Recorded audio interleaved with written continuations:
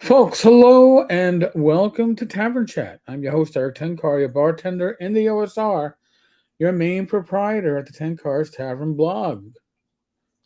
So, what do we have up here today? Now, mind you, this article I'm going to be showing you was sent to me. It's an article from earlier today. Apparently, when Chris Cox, I know I love the name, went further with discussing issues with Hasbro for this year. Uh, the stocks that jumped up 5.6% this morning kind of flattened out, so it lost its pickup. But it's an interesting article. It's going to show you a lot.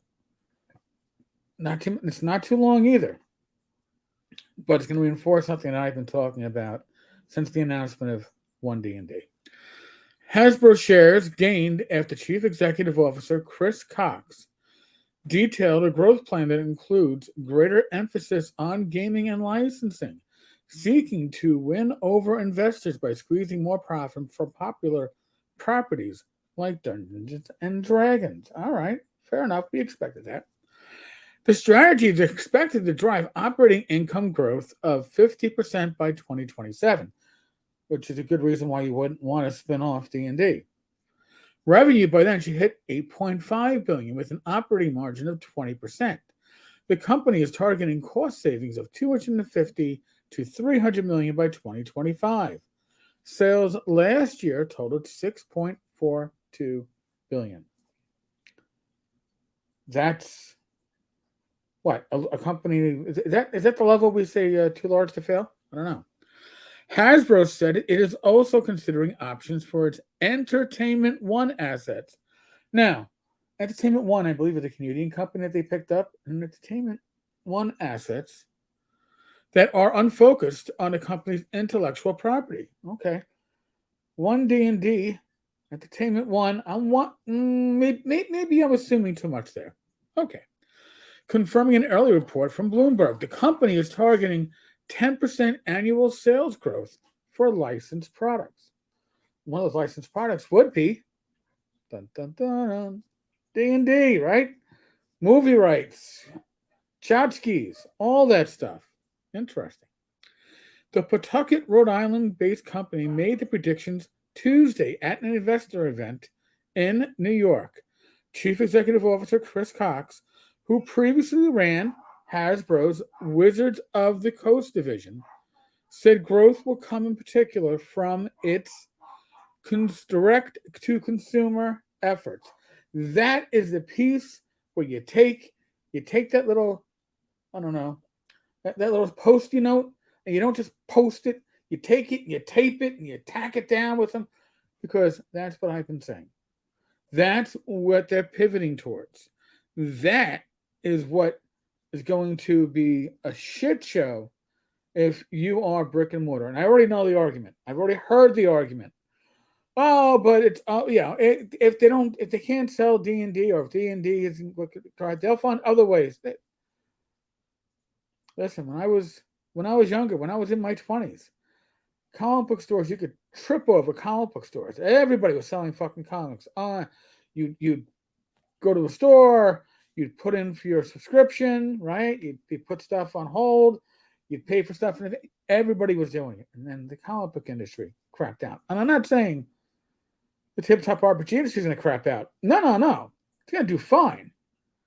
Well, Wizards of the Coast is going to do fine. D&D is going to do fine. Why?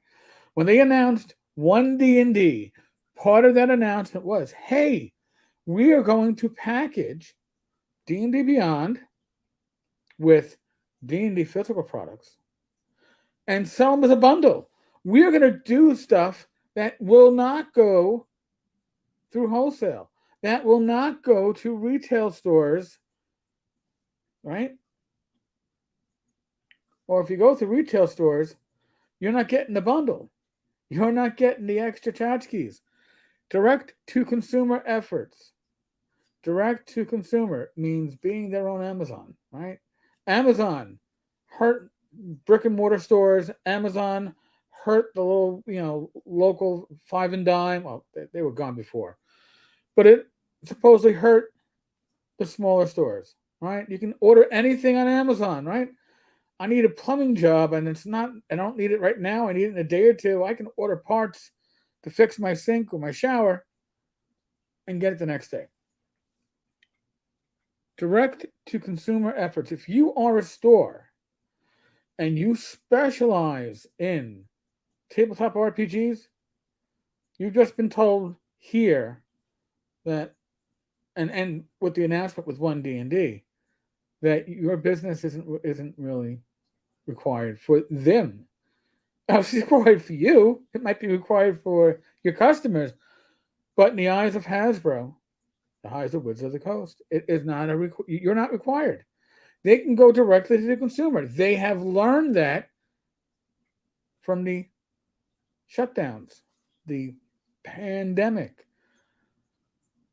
If it wasn't a social experiment, and I'm not saying it was, I'm not saying it wasn't, it certainly, in retrospect, could be treated as such because it has shown how work from home is viable in a lot of industries, right?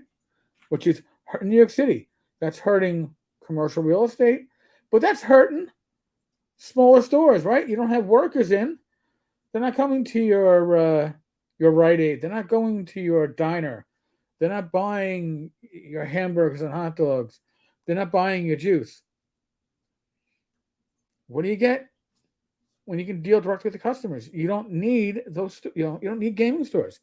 Now, the only problem with this is Magic the Gathering. Magic the Gathering is about physical cards played in a physical space. I can see some of these stores going to like a membership model, right? Hey, join Joe's card gathering group over at 122 Main Street, and for $40 a month, you get to spend as much time gaming with other Magic the Gathering players or other collectible card game players as you want. I don't know. I don't know what the solution is, but I can tell you what it isn't.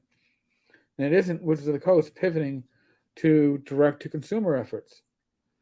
So higher profit margin for Wizards and Hasbro. Certainly. No argument. That is a fact. But it literally means a lot of stores going out of business. That is a fact. I know the argument, oh, well, D&D isn't the only thing sold.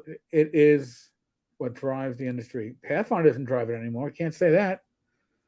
So, interesting article. Again, I'm ignoring the aspect of stocks went up because they immediately came back down today. But their future is hinging on direct to consumer. Think about that. Just think about it. Folks, we are in the midst of the endemic. What does that mean? It means use your common sense. Please, I beg of you, I ask of you.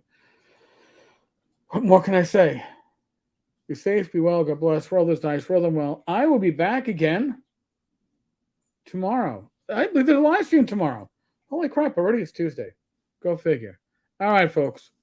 Live stream tomorrow night, 8 p.m. Eastern. We'll have some special guests. Should be fun. Laters.